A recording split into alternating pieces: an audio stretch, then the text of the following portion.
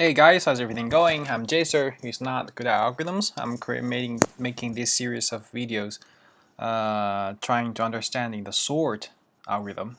I've already done four videos about bubble sort, a selection sort, insertion sort, and merge sort. Till now, the merge sort is the best, right? And today I'm going to tackle the quick sort. Yeah. Well, this actually I read the materials and tried to understand and try to do the implementation. This is I couldn't think of some approaches like quicksort for myself. Okay, let's try to understand what it does. Here's a graph. So the idea is that if we can just a little like divide and conquer. While divide and conquer separate the task into smaller ones and merge the result, but we could actually do inline sorting with a quicksort. The idea is that if we choose some number and we try to do one pass and put the numbers smaller than it to the left and the bigger numbers to the right, and then we repeat this process to the left half and to the right half, right? It's like actually I think it's just an inline version of merge sort. Now the idea is like this: we pick a number and then loop through all the rest, and if we met some smaller ones, we swap it. Swap it. Is it swap? Yeah, swap it to the head. And when one passes down, we are facing, of course, the number we chose, the list which is smaller than this number, and the list which is bigger than this number, right? So and then swap this number to the middle, and then that's one pass and it's done, right? Cool. So now let's try to implement the result is a solution. The quicksort accept a start and end index, right? And I will call quicksort from 0 and nums length -1, because you see when one passes down, we need to repeat the quicksort to the left half and the right half. We're doing inline, so I can only use the start index and end index to do the recursion, right? Okay, and at last we return nums. So in a quicksort, what we're gonna do,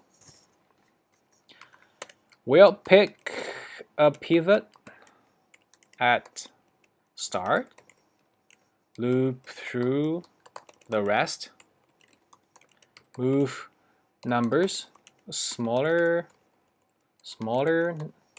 than pivot to the head, and then swap pivot.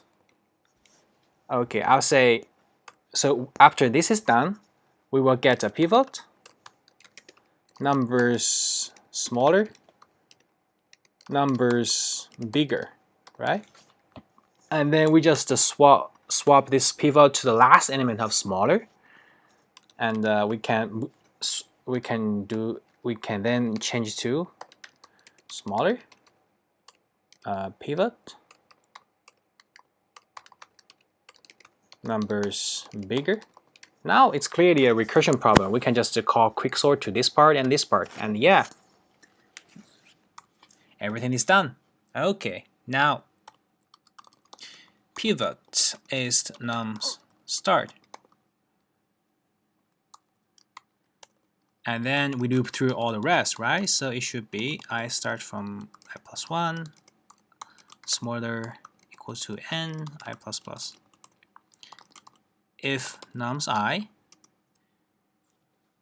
we need to keep one thing we need to know is that for example, when we met pivot, when we met something smaller, we need to insert the number, swap the number to swap the number with the beginning of bigger numbers, right? So how can we do that? Yeah, let's track the, let's say there's a number, there's a variable called the end of smaller or the start of the big. Both is okay, I think. I'll stick to the end of the end of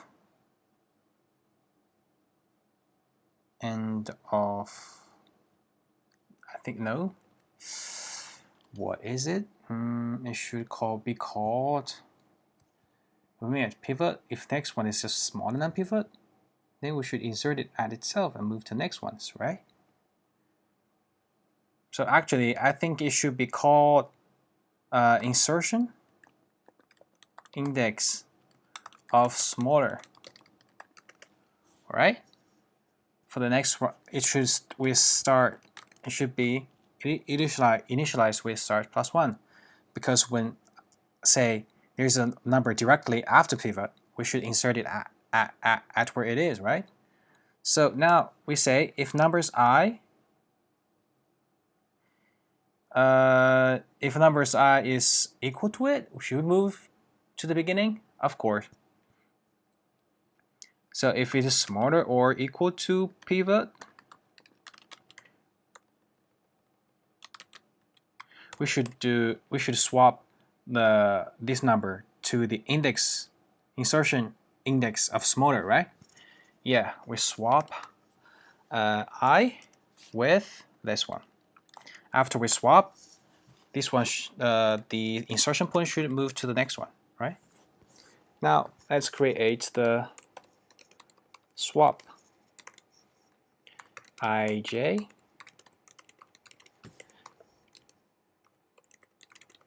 If I equals j, we do nothing, and then as we usually do, temp equals nums I equals nums j equals temp. Now after we swap, okay, and then we go to the next number, and after this is done, finally we swap the pivot, right? Swap pivot is start, and where should we insert? Now the insertion index of smaller should be actually be the numbers big, and we should swap with insertion index of smaller and -1, right? The quick sort will end if start. We should always. My bad. Okay. Swap the start with its insertions of smaller -1. It is right. Let's take an example. 4, 2, 3, 1. Take 4. Take 5. And the index inserted is 2, right? And meant to, we swap it, but it's the same, we do nothing. And so we move to 3, and insertion is 3. It's smaller. Oh, this is not typical. Let's use this. Let's suppose there's a 4. Okay. This, and then same to 1, and then there's a 6. Now 6 is bigger, so we directly go to next one. And we met 2, so with 2 will be replaced with swapped with 6, so 2, 6, and now the insertion will be 6 again, and we swap 5 with 2, which means insertion smaller -1. Cool. And then after this, we will do the recursion, which means quick sort 0, and this insertion, there's a pivot before this one, so it should be -1 pivot, -2 is the end, right?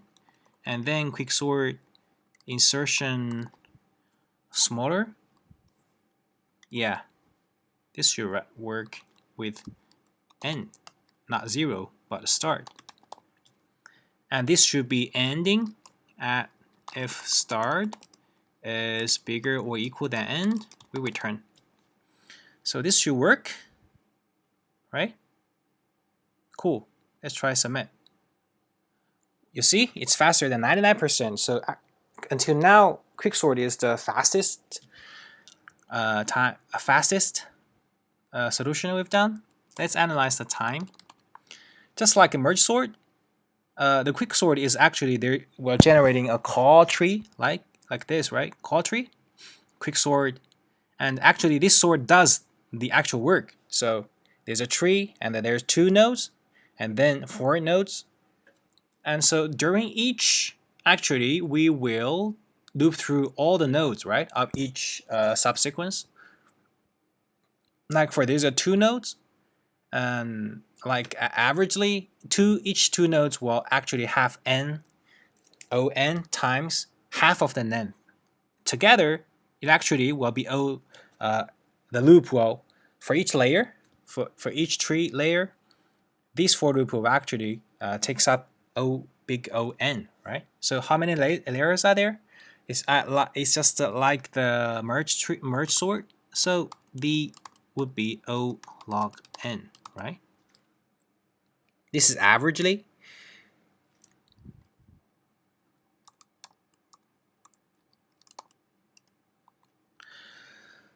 So what's the worst case of what's the worst case of quicksort? So averagely we want the pivot to be the middle, right? So that we could use log n layers to finish the algorithm. But the worst case is that every time we pick a pivot, we just happen to choose the number to the right, or to the rightmost number, or leftmost number. So that every round, we will only reduce one, right? Reduce one element, but we will traverse through all the rest still. So that will generate how many layers? N layers. N layers? Yeah. So the worst case, n to the square. But generally, it's much better. And the space. You see, we don't actually use extra space like merge sort, but there's a call stack, so it's n. It's log n, right? A worst case, of course, worst is O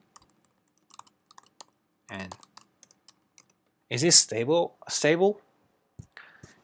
You see, when we're swapping, like we're swapping an element to the end of the smaller sequence, right?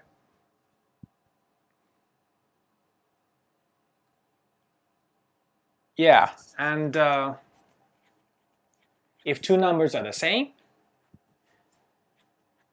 but when we is it stable? Let's say like 5, 1, 1. We choose 5, and then smaller. Cool. So this would actually not be touch. And when it's bigger, it's actually not touch. But if we choose 1, and then this one will not be moved, but this one will be moved. But this one will be swapped into the middle of the 2 sequence, right? So actually, these two ones index were changed, so it's unstable. Okay, so that's all for quicksort. It's very important, and now I think I have a better understanding of how quicksort works. Actually, there are different implementations of quicksort. As we did here, we choose a pivot from the left, but actually we could do something different, like could choose a pivot randomly, or choose a pivot in the middle, or choose a pivot to the right. But the idea is the same. So I'll stop here. Hope it helps. Okay, see you next time. Have a good night. Bye bye.